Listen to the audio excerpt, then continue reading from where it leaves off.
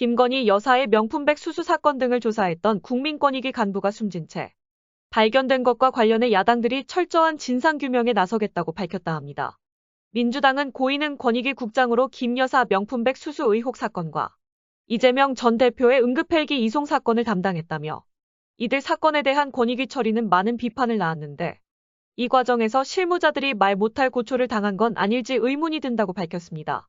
그러면서 고인의 죽음을 막지 못한 책임을 통감하며 유가족과 동료들이 2차 가해를 당하지 않도록 힘쓰고 진상규명에 앞장서겠다고 말했습니다. 도덕적 양심의 벼랑 끝으로 내몰리는 공무원들이 곳곳에서 고통받고 있을 겁니다. 검사들이 출장 뷔페에 가듯이 김건희 여사 앞에 불려가 핸드폰 뺏기고 신분증 뺏기고 수사했다고 하니 국민권익위야 오죽했겠습니까? 조국혁신당도 김 여사의 명품백 수수에 대한 황당한 결정 이후 권익위의 권위는 땅에 떨어지고 말았다. 며 공무원들에게 고통과 모멸감을 안긴 사람들은 고인의 죽음의 책임을 느껴야 한다. 고 비판하며 진상규명을 약속했습니다. 조국혁신당 조국 대표는 SNS에 관련 기사를 언급하며 형언할 수 없는 분노가 치밀어 오른다. 고 적기도 했습니다.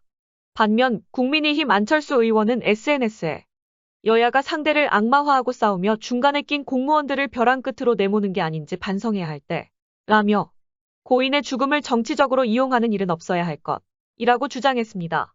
안 의원은 이어 고인의 사망을 계기로 우리 정치의 참담한 현실을 돌아본다며 최근 정치적으로 예민한 사건의 처리를 두고 실무를 맡은 공직자들의 고충이 얼마나 클지 짐작하고도 남는다. 고 덧붙였습니다. 권익위 안팎에서는 20년 가까이 부패 방지 업무를 담당해온 A씨가 김 여사 사건 처리 과정에서 적잖은 스트레스를 받았고 수사기관 이첩 없이 종결 처리된 것에 대해 문제의식을 갖고 있었다는 이야기가 나옵니다. A씨가 남긴 유서에도 구체적 이유에 대한 언급은 없이 심신의 괴로움을 토로하는 내용만 담겨 있었던 것으로 알려졌습니다.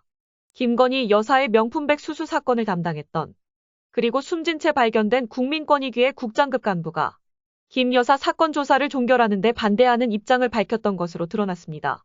사건 조사가 한창일 때부터 고위 인사와 자꾸 부딪힌다고 했다는 이 간부는 사건 종결 처리를 두고선 평생 공직에서 부패 방지 업무를 해왔는데 인생이 부정당하는 것 같다며 괴로움을 토로했다는 증언도 나왔습니다. 지난 6월 국민권익위원회가 전원위원회에서 김건희 여사의 명품백 수수 의혹 조사를 종결 처리하기로 의결한 다음 날 실무 책임자였던 고 김모 국장 대리는 종결에 반대하며 소수 의견을 냈던 한 권익위원에게 문자를 보냈습니다. 다른 의견이 있었고 권익위 모든 사람이 다 종결이란 결과에 동의하지 않는다는 모습 보여주셔서 정말 감사드린다. 조만간 직접 찾아뵙고 감사 말씀 올리겠다고 썼습니다. 명시적인 반대 입장을 표현하진 않았지만 고인도 조사를 종결해선 안 된다는 의견에 동의했던 것으로 추정됩니다. 고인은 권익위의 전신인 부패방지위원회 때부터 주로 청렴과 부패방지 업무를 맡아왔습니다. 복수의 권익위 관계자들은 자부심이 컸던 고인이 최근 사건 이후 많이 힘들어했다고 전했습니다. 고인과 선후배 사이인 또 다른 권익위 관계자도 김건희 여사 사건 조사가 한창일 때부터 조사를 종결할지를 두고 고위 인사와 자꾸 부딪힌다고 말했다. 또 조사 종결 이후 만났을 때는 권익위를 아예 그만두고 싶어해 말렸다고 전했습니다.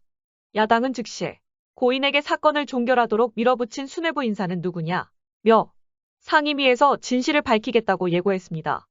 국민의힘은 애도를 표하면서 사실관계가 확인되지 않은 상황에서 야당이 안타까운 사건을 다시 정쟁 소재로 삼으려 한다고 맞섰습니다.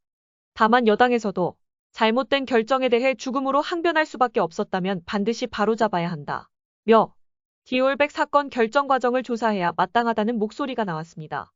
자, 그러면 지금부터 잠시만 주목해 주시기 바랍니다. 제가 구독자분들을 위해서 깜짝 선물을 하나 준비했는데요. 제가 항상 여러분들께 뭐라고 말씀을 드렸나요? 뉴스만 평소에 잘 챙겨보셔도 돈이 된다, 돈을 벌 수 있다라고 말씀을 드렸는데요. 자, 여러분들 여기 보이시는 이스라엘과 하마스 전쟁 같은 뉴스를 보게 되면 여러분들은 어떤 생각이 드시나요? 그냥 뉴스만 보고 끝내는지 아니면 이 뉴스를 어떻게 이용할 수 있는지 이 부분을 고민하고 계시는지 되물어보고 싶습니다. 자, 그 이유가 뭐냐면 제가 지난 11월 초에 여러분들께 뭐라고 말씀을 드렸죠. 지금은 반도체 산업에 관심을 가져야 한다. 뉴스만 보고 그냥 넘기지 마시고 투자 쪽으로 생각을 한번 해보셔야 한다라고 말씀을 드렸습니다. 그리고 나서 이런 썸네일들 뉴스를 통해서 많이 보셨을 텐데요. 이런 반도체 산업이 이슈가 됐을 때 부자들은 어떻게 생각한다고 했나요? 반도체 관련주는 뭐가 있는지, 어떤 종목이 가장 좋은지, 어디에 투자해야 돈이 몰리는지 자연스럽게 생각한다고 제가 말씀을 드렸죠. 그 이유가 뭐냐면 부자들이 봤을 때는 이슈가 곧 돈으로 이어지고 그 이슈가 나에게 돈을 벌어준다는 경험적 확신이 있기 때문에 부자들은 항상 이런 사회적 이슈를 관심 있게 챙겨본다. 이렇게 제가 말씀을 드렸는데요. 제가 지난번에 시청자분들과 함께하는 주식으로 수익 내기 이벤트를 진행했었는데요. 당연히 100% 무료로 진행을 했었고, 자, 여기 보시면 아시겠지만 제가 지난번에도 저한테 구독이라는 문자 남겨주신 모든 시청자분들께 이렇게 반도체 관련주 중에 가장 급등할 확률이 높은 딱 한 종목, 많은 종목이 아니라 딱 제주반도체 한 종목을 여러분들에게 추천드렸어요. 그러면서 여기 나와 있는 대로 정확히 얼마에 매수해야 하는지, 그리고 수익률이 어느 정도 나왔을 때 팔아야 하는지 이런 부분들까지 여러분들에게 정확히 알려드렸었는데, 자, 지금 실제로 어떻게 되었나요? 오른쪽을 보시면 아시겠지만 제가 11월 초에 문자로 이 제주반도체를 소개해드리고 나서 실제로 한 달도 지나지 않아서 이렇게 주가가 2배 이상 급등이 나왔습니다. 그리고 1월 말까지 이 상승세가 계속해서 이어졌죠. 그래서 당시에도 굉장히 많은 분들이 제가 드린 이 종목 제주반도체로 수익을 내실 수가 있었을 텐데요. 다시 한번 축하드린다는 말씀을 드리겠고, 자, 이번에도 마찬가지입니다. 최근에 이슈되고 있는 것이 AI, 즉 인공지능 산업이기 때문에 우리가 이렇게 생각해 봐야겠죠.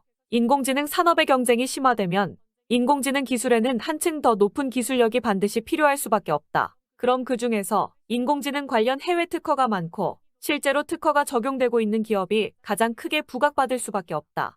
당연히 우리가 이렇게 생각해야 된다는 겁니다. 자, 그렇기 때문에 제가 이번에도 뭘 보내드린다. 인공이라는 문자 보내주시면 제가 인공지능 관련주 중에 앞으로 대장주 역할을 하면서 주가가 가장 크게 급등할 한 종목을 구독자분들에게 문자로 종목명과 사고 파는 시점을 모두 알려드릴 거예요. 그래서 여러분들이 주식으로 돈 버는 연습을 한번 해보시라 이렇게 말씀을 드리고, 혹시라도 나는 주식을 하지 않는다 하시는 분들은 주변에 주식하시는 분들에게 추천을 해주셔도 되고, 아니면 연세가 있으셔서 투자가 어려우신 분들은 이 종목을 가지고 자녀분들에게 한번 사봐라, 이걸로 한번 수익을 내서 용돈 좀 챙겨줘라, 이렇게 조언을 해주실 수도 있는 거겠죠. 그래서 지금 이 영상을 보시는 시청자분들 중에 나도 이번 종목이 좀 궁금하다 하시는 분들은 누구나 상관없이, 그리고 어느 시간대나 상관없이 부담 없이 이렇게 상단에 제 번호를 항상 남겨놓고 있습니다. 010-6819-3137번호로 저에게 이런 식으로 인공이라는 문자 보내주시면 제가 이번에도 똑같이 무료 추천 급등주 문자를 보내드리겠습니다. 이해되시죠? 제 번호 010-6819-3137번호로 인공이라는 문자 보내주시면 여러분들이 직접 이슈를 통해서 돈 버는 연습을 해보실 수가 있는 거고, 제가 돈을 받는 것도 아니고 투자를 대신해 드리는 것도 아니니까 부담 없이 신청해 주시면 되는 겁니다. 그리고 수익이 나면 저는 다른 것은 바라지 않습니다. 제 채널에 구독, 좋아요 한 번씩만 눌러주시기만 하시면 됩니다.